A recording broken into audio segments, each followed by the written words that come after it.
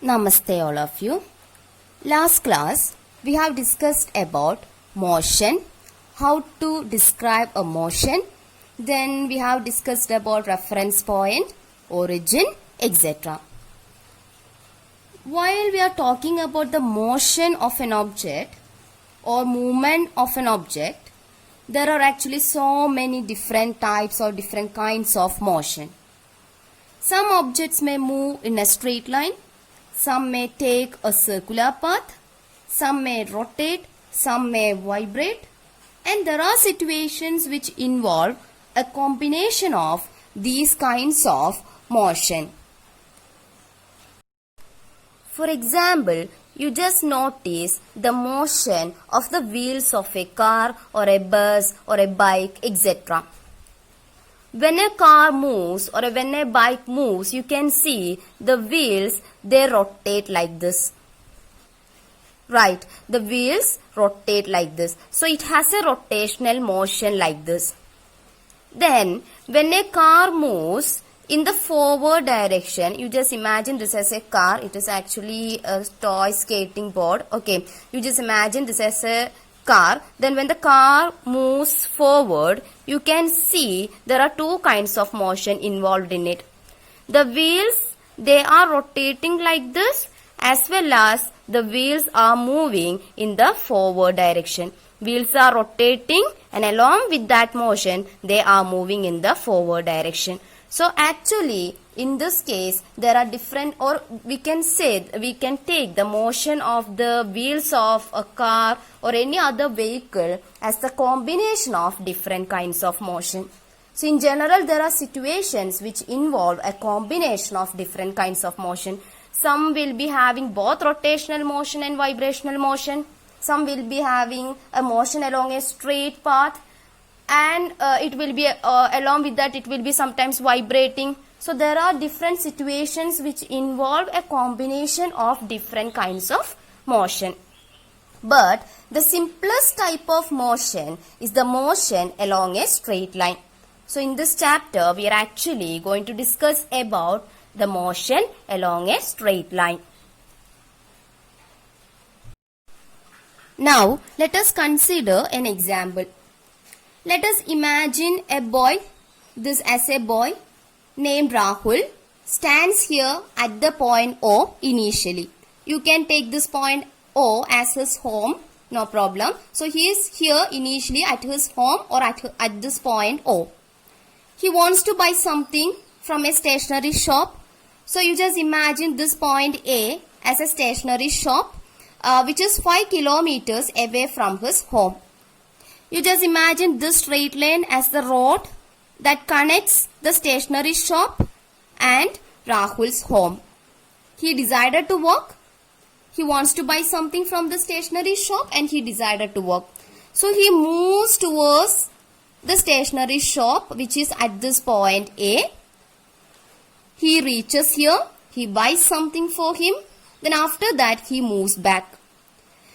He was moving back through the same road along the same path. He moves back along the same path, and you just imagine he reaches somewhere here at this point C. Okay, you just imagine he met his friends, so he stopped his motion here at this point C. And I'm taking this point C as, which is 2 kilometers away from his home. Okay, this is a boy named Rahul. He is at this point O initially. That means he is at his home initially. He wants to buy something from a stationery shop. The stationery shop is here at this point A, which is 5 kilometers away from Rahul's home. He decided to walk. So there is a road that connects the stationery shop and Rahul's home, and he decided to walk. So first he moves towards the stationery shop and he buys something for him. After that, he moves back along the same road or along the same path. Then he reaches at this point C. You just imagine he met his friends there at the point C, so he stopped his motion. We are not going to discuss about the rest of the story. We don't just want the story actually. We want only this much information now. Okay. Now you say, what is the total path length covered by Rahul? What is the total path length covered by Rahul? Rahul started his motion from this point O. He went to the stationery shop which is 5 kilometers away from his home. Then he moved back along the same path and he stopped here at this point C. That means he stopped here. He stopped his motion at this point C. And this point C is 2 kilometers away from his home.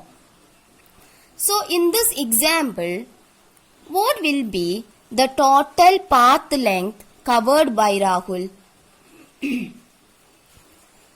First he started from O, then he reached A, no? So what is the path length? In this case from O to A, what is the path length? 5 kilometers. Right, because this point A is 5 kilometers away from the point O. So first he covered a path length of 5 kilometers. Right. Then he reached at this point C.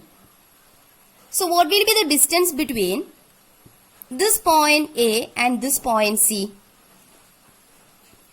A is 5 kilometers away from O. C is 2 kilometers away from O. That means from here to here, from O to C, this is 2 kilometers. Right. Then from C to A, what will be the length of this path? CA, what will be the length of this path? 3 kilometers, no? Then only 3 plus 2 will be 5 kilometers. Right. So in this example, first Rahul covered a path length of 5 kilometers. Then he moved from this point A and he reached here and he stopped his motion. So first he traveled a path length of 5 kilometers, or he covered a path length of 5 kilometers. After that, a 3 kilometers more. So what is the total path length covered by Rahul in this case? What will be the total path length covered by Rahul in this case?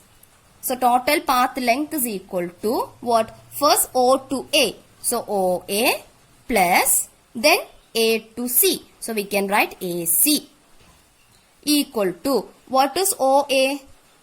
What is that path length OA? 5 kilometers. From O to A, that length is given as, that path length is given as 5 kilometers. So 5 kilometers plus. Now what is AC? From A to C, from O to C, that length is 2 kilometers. Then from A to C, it must be 3 kilometers. Then only 2 plus 3 will be 5, no? Okay, so AC will be equal to what? 3 kilometers. So I am writing here it as 3 kilometers. Okay, so what is the path length covered by Rahul in this example? 5 kilometers plus 3 kilometers, which is equal to 5 plus 3, 8. So 8 kilometers. So this is the total path length. 8 kilometers is the total path. This is the total path length covered by Rahul in this example.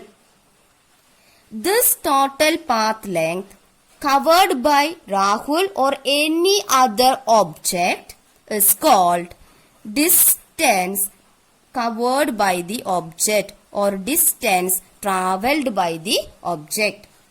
The total path length covered by an object. The total path length or total length of the path covered by an object, that is called as distance travelled by an object or distance covered by an object.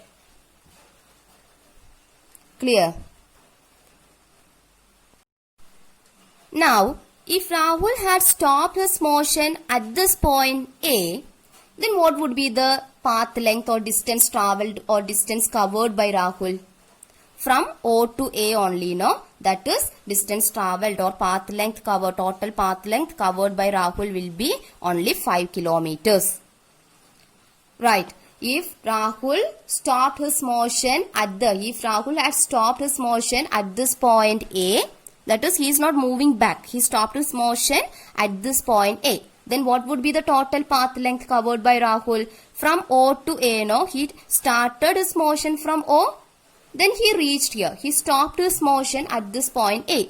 So total path length, that is the length of the path from the point O to the point A, that is 5 kilometers now. So that total path length 5 kilometers is actually what? The distance travelled by Rahul or distance covered by Rahul.